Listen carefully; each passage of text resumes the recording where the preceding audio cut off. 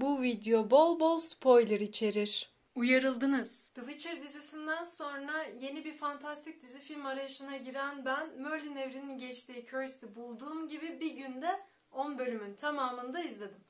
İzlememiş olsaydım. The Witcher'dan sonraki boşluğa bir ilaç gibi gelir diye başladığım bu dizi, ne yalan söyleyeyim, beni pek tatmin etmedi. Özellikle benim gibi eski Merlin'cilerdenseniz bu Merlin'in üzerine bu Curse'deki sarhoş Merlin'i tanımazsınız. Zaten hikaye Merlin'in etrafında değil de daha çok bu lanetlenmiş Fey kardeşimiz Numeye'nin etrafında anlatılmakta. Eğer lanetliyseniz veya farklıysanız ya da nefes alıyorsanız bile zorbalıklara uğrarsınız. Bizim kız da küçüklüğünden beri tam olarak böyle bir hayat yaşamış. Ne babası istemiş kızı ne de etrafındaki yaşıtları.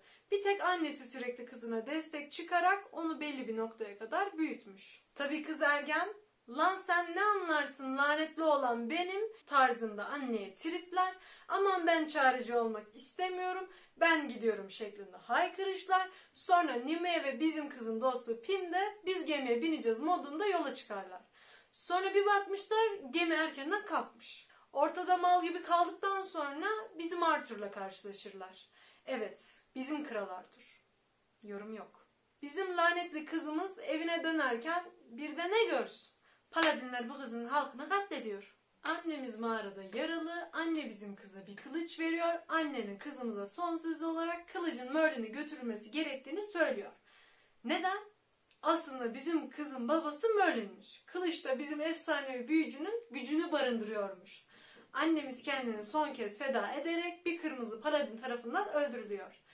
Bizim kıza bir haller, ağlamalar geliyor annem gitti diye. Sen annene trip atarken iyiydi, şimdi mi kıymetini anladın, ananın değerini demeden geçemeyeceğim. Bu bir yerlerden hep tanıdık geliyor nedense. Kız can havliyle bizim paladinlerden kaçarken kurtlarla karşılaşıyor.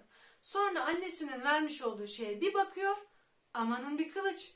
Kılıçla da bir şekilde çok hünerli tutuşları olmasa da sapasalim bu olaydan kendisini kurtarıyor ana karakterimiz. Her neyse, dizi böyle bir giriş sunmayı tercih etmiş. Hiç fena da yapmamışlar ama ben dizide oyuncu kadrosundan tutun senaryoya kadar ortalamanın bir tık üstünden fazla bir derdi kalite göremedim. Oysa ki fragmanını gördükten sonra vay be, sanırım adını tarihe yazdıracak dizilerden biri olacak diye bir izlenim elde etmiştim. Bu beklentimi de pek karşılamadı. Ana karakterimiz Nimue'yi Catherine Langford canlandırıyor olsa da kendisini medieval gibi bir fantastik dünyaya yakıştıramadım. 30 Reasons Why izleyenler bilir Hannah Baker'ı. O lanetli ileride Fey Queen olacak kız, bildiğin Hannah Baker'ın fantastik bir dünyaya reenkarnasyon sonucuyla gelmiş hali diyebilirim. Kızım, çok masum bakışlısın da sen fantastik ortaçağ evrenindesin. O kadar şey yaşıyorsun ama o ağlak bakışların fazla değişmiyor. Kızın dövüş sahneleri zaten ayrı bir dert. Senaristler nasıl bir hikaye perspektifi çizmek istediler bu Fey Queen, yani Fey Kraliçesi hakkında bilmiyorum ama sen sevdiklerini kaybet, bu mal kırmızı paladinler yüzünden, sonra gaza gel ben bunlardan intikam alacağım modunda, sonda da daha kılıcı tutamıyor gibi bir izlenim var. Oldu mu şimdi? Bence olmadı. O kan efektleri de çocuksu durmuş ayrıca. Morgana ise ayrı bir dert. Hani bu Camelot'un Morgana'sı değil bu ara. Netflix yapımı Kirsten Morgana'sı. Kız arkadaşımı kaybettim, yıkıldım dünyasında olan bu kardeşimiz bu dul dediğimiz varlığın oyununa gelir. Neymiş? En iyi büyücü Morgana'ymış, kurt kanı cadısı değilmiş. Zaten Merlin kimse.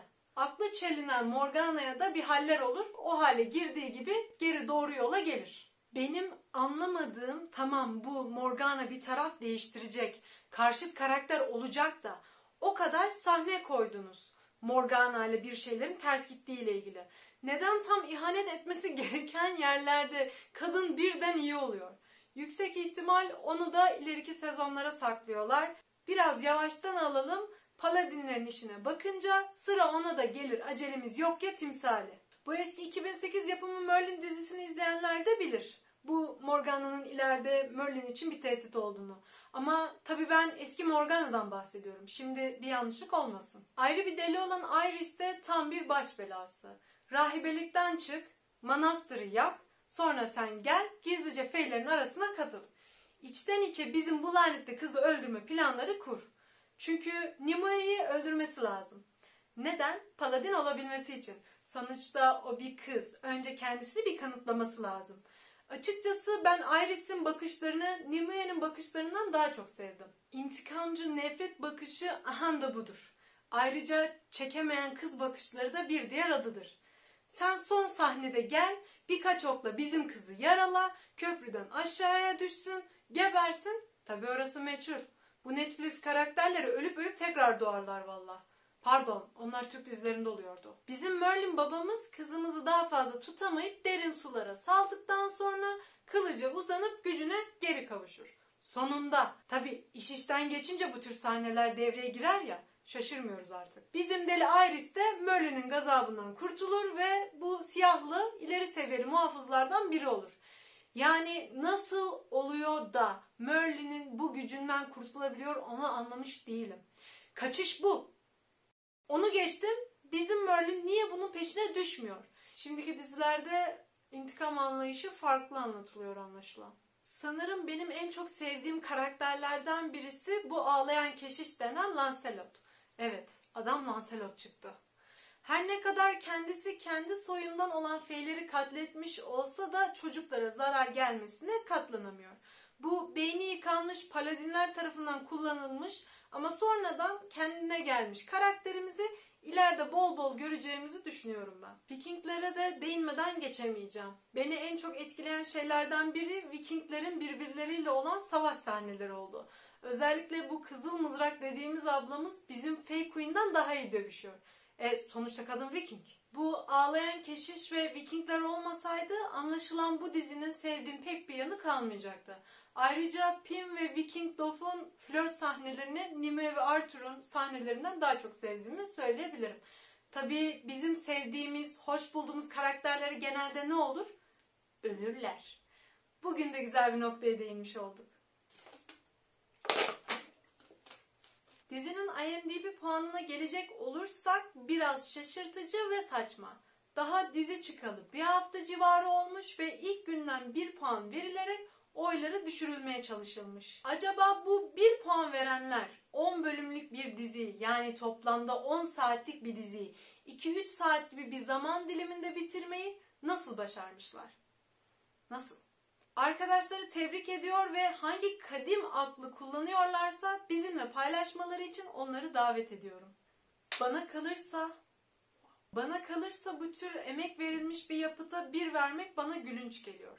Benim için emekler doğrultusunda 7 puanlık bir dizi olmuş. Ne fazla ne az. Bana The Witcher'dan sonra zehir gibi gelse de ortada büyük bir iş var ve buna saygı duymamız gerekiyor.